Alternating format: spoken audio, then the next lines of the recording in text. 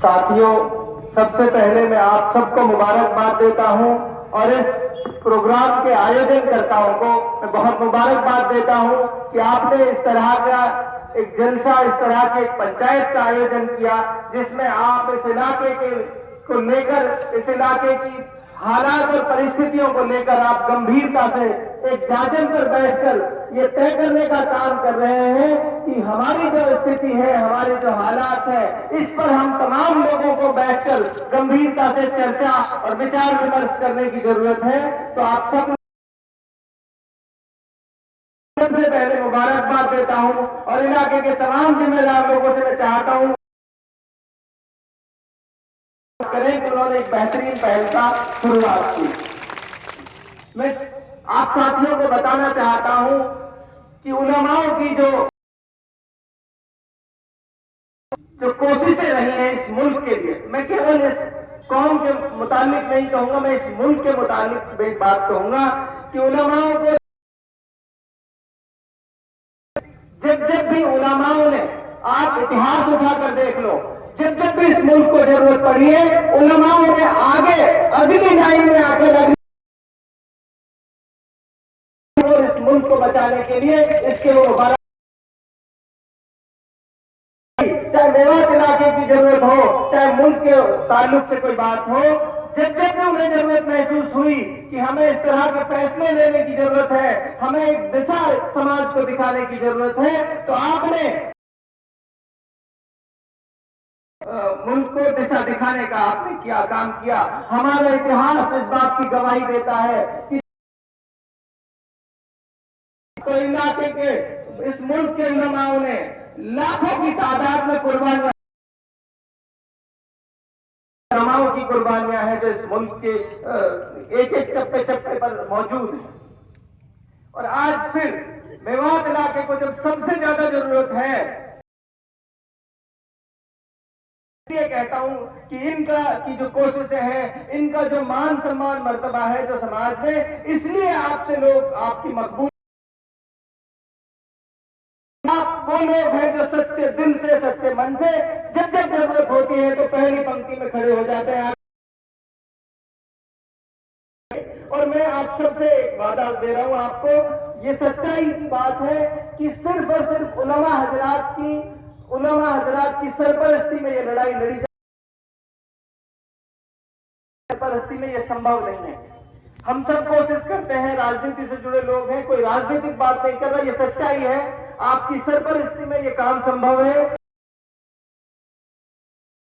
तो अहद लेकर जाएं कि जो भी फैसला यहां से होगा, पूरी ताकत के साथ हम सब मिलकर उसको अंजाम तक पहुंचाने का काम करेंगे। मैं चंद बात सिर्फ ये कहना चाहता हूं, समाज सुधार की सबसे बुनियादी बात यह है कि इसकी जरूरत क्यों पड़ी, हम इस हालात में पहुंचे क्यों। आप देखोगे दिल्ली और गुड़गांव से लगते हुए जितने भी इलाके हैं, उन सब में, उन सब का दूध भी दिल्ली बिकता है, उन सब की सब्जियां भी दिल्ली बिकती हैं, क्योंकि उनके पास यातायात के साधन है, उनकी कनेक्टिविटी है। हमारे इलाके को जानबूझकर सियासती एतबार से लगा लो, चाहे कैसे भी लगा लो, बहुत सारी साजिशें रही, उनके बच्चों को रोजगार से दूर किया गया। जब एक आदमी के पास रोजगार नहीं होगा तो वो रोजगार नहीं होगा, तो ये किसी एक कौम की बात नहीं कर रहा, तमाम कौमों की बात कर रहा हूं। वो क्राइम की तरफ जाते हैं, वो कानून की परवाह नहीं करते। फिर इसीलिए यही हालात हमारे साथ, नौजवानों को इस अंधकार की तरफ धकेला गया है और उस साजिश को समझने की जरूरत है, हम और आप सब मिलकर।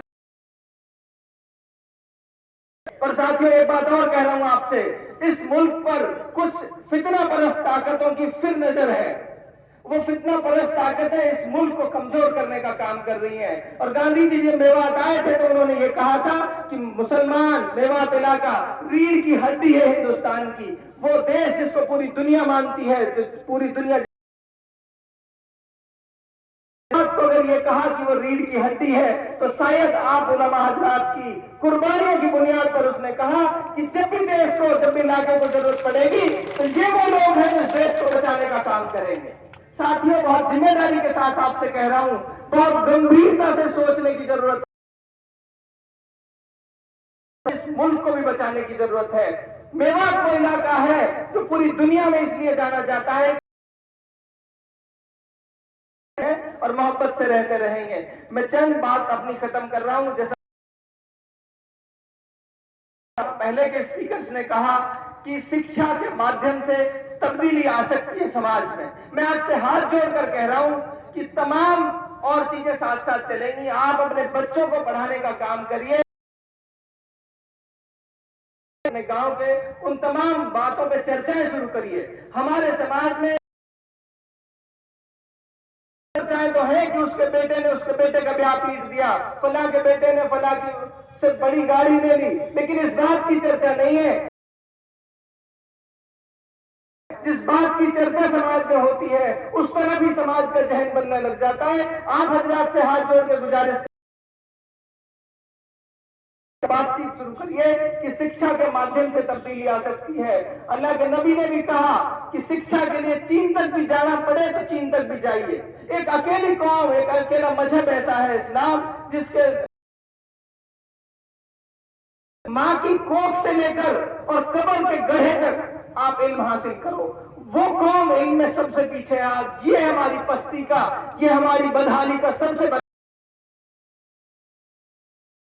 इन तमाम बातों को बारीकी से समझकर जो अभी फैसला आप हजरात लेंगे, मैं अपनी तरफ से ये कह रहा हूं, आप मुफ्ती साहब ने, मौलवी साहब, मैं ये कहता हूं ज्यादा भी नहीं तो कम से कम 5 दिन समाज मुझसे ले ले पूरे। मैं इंशाअल्लाह आप सबके साथ